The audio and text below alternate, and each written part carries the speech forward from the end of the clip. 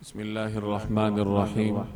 حضرت ابو سعید خدری رضی اللہ تعالی عنہ یا حضرت جابر رضی اللہ تعالی عنہ سے روایت ہے کہ ایک مرتبہ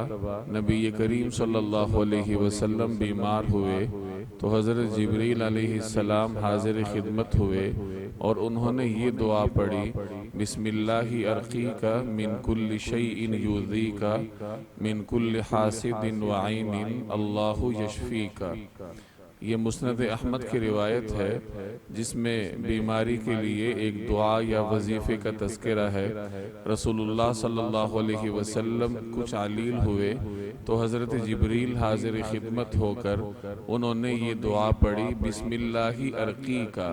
کہ اللہ کا نام لے کر میں آپ کو دم کرتا ہوں، من کل شیء یؤذیکا، ہر اس چیز سے جو آپ کو تکلیف دیتی ہے، من حاسد وعین، حسد کرنے والے اور نظر بد کے شر سے، اللہ یشفیکا، اللہ تعالیٰ آپ کو شفا دے۔ تو یہ بڑی خوبصورت دعا ہے جو حضرت جبریل علیہ السلام نے